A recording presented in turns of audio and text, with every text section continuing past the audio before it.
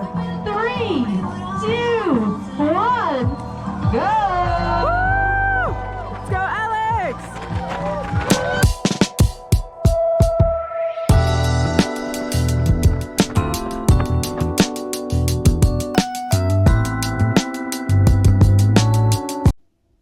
It's the Thursday before the race. I'm going to go out and do an easy 8 miles on the trails. It's been snowing all day, so I'm pretty stoked to get down to Moab this weekend and run in the desert instead of on snow-covered trails. It's absolutely dumping up here, but I kind of love it. Like, it's pretty sweet running in fresh powder like this.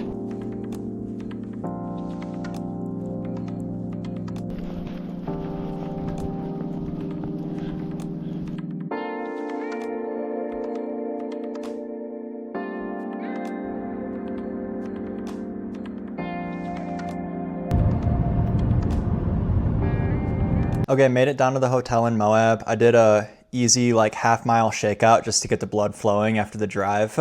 Rocking with some pizza for dinner, so that's our pre-race meal. All right, here's the fit we're rocking for tomorrow. So we got some half tights, repping the Neuqua Valley long sleeve. Got Karina's Pit Vipers because I broke the nose piece on mine. It's definitely hard to dress for this because it's going to be 30 degrees at the start and 50 degrees at the finish, so you got to manage temps pretty well. I'm going to be a little bit cold for sure, but hoping that by the end I'm not too hot either.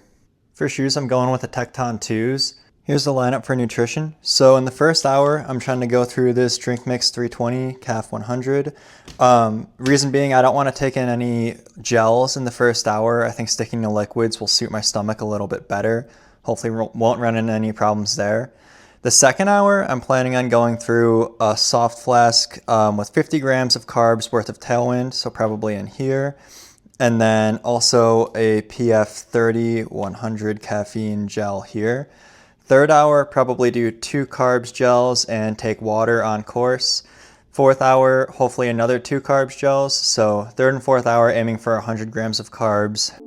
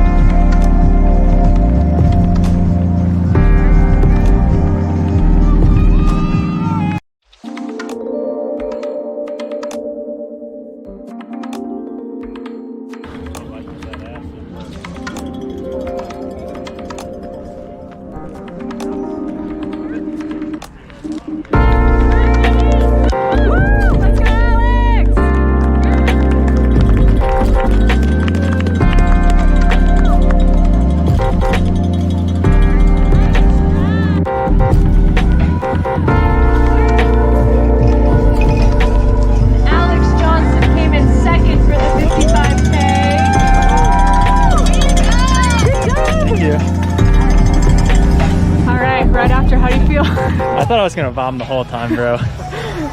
But it's good. It's good. Nice.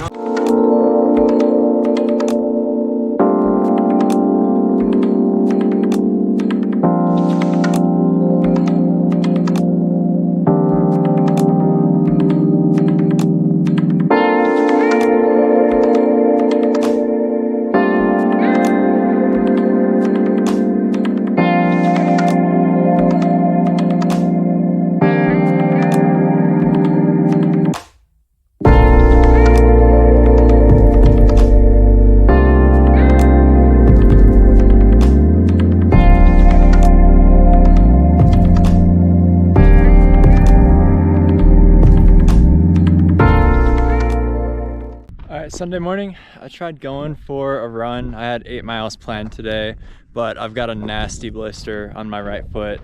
that is just completely jacking up my form. So I call that after like a mile and a half, which is not easy to do. I have a really hard time stopping runs. The thing I've learned with ultras in the like 6 or so that I've done is that nothing ever goes completely right. And that's just something you need to get used to dealing with in them. Like this one, right from the start, my stomach just felt off, which is really frustrating because like I never used to have stomach problems. Now it seems like every 50K I do, I'm having trouble or I'm vomiting or something. But I ate potatoes and toast before the race, which I thought would be totally fine. Ended up sitting like a rock. And then on top of that, in the first hour, I was only trying to drink that Morton 320 mix, which I think I just needed water to help digest everything else in my stomach. So I just struggled with nutrition big time on this thing. Luckily, I never really like bonked. I definitely felt like I couldn't push as hard as I hoped on some of the more technical parts just because I was getting jostled around so much. That's the other thing about this course, is that it's deceptively technical. I always forget with these Moab races just how technical some of the parts can be. Like I always think, oh, there's not like that much gain relative to how many miles it is. And once you actually get out there and you're rolling on the slick rock and jumping over boulders and stuff, it definitely jacks you up more than like the trails I usually run on do. I really can't complain though. I'm happy that I felt good like the whole race, besides for my stomach. Like aside from feeling like I was just gonna vomit, my legs and body just felt physically good. And well, like when I finished, I felt like I had more to give, which I think at this point, like this being the first race of the season, me having kind of bigger things on the horizon this year, that's a fine place to be in February. I'll be able to bounce back quickly from this, hopefully. Nutrition is definitely like the biggest thing I need to work on. And it's funny because like last year I did a bunch of 50Ks down in Moab, and I didn't really understand like the strategy of ultra running. Like I thought you were soft if you stopped at an aid station, so I filled up a Camelback with like 1.5 liters of water, and then I brought 2 handheld bottles on each side of it.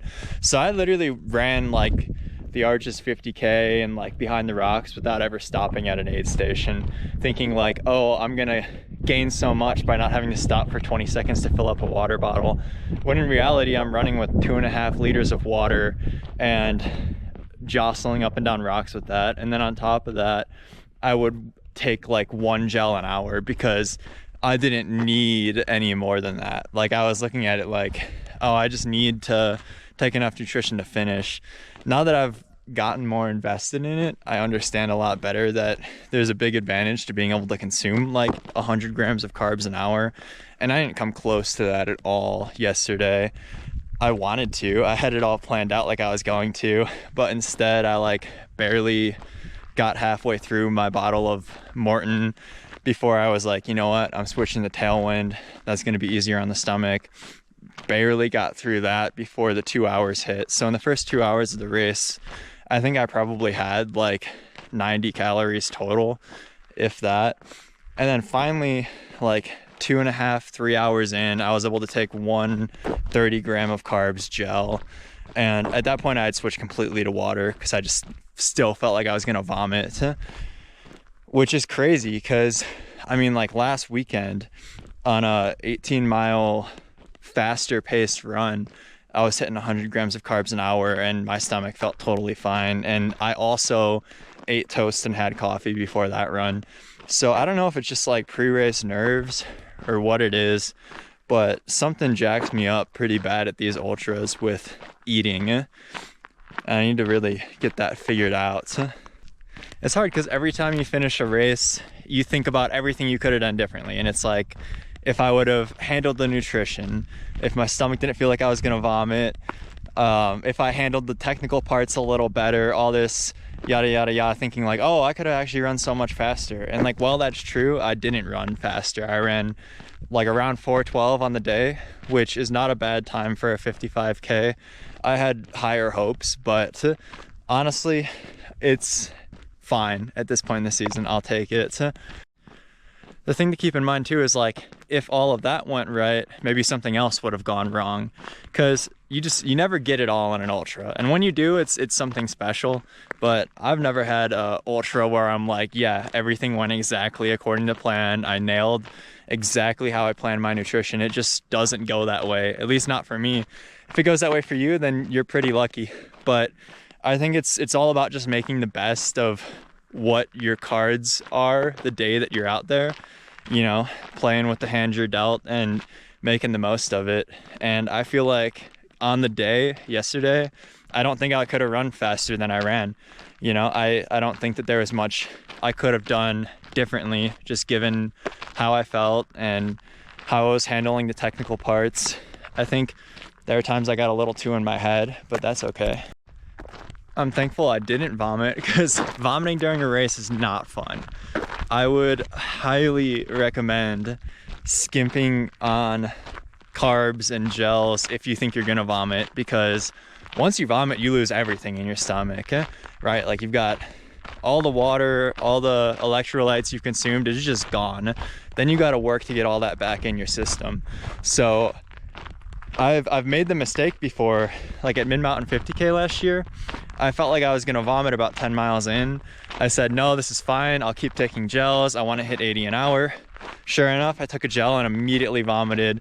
But I didn't vomit just that gel, I vomited everything I ate the entire race. So then it was all gone. I had to basically do the rest of the race on water. And I'm thankful that didn't happen yesterday, because that is not an optimal situation to be in.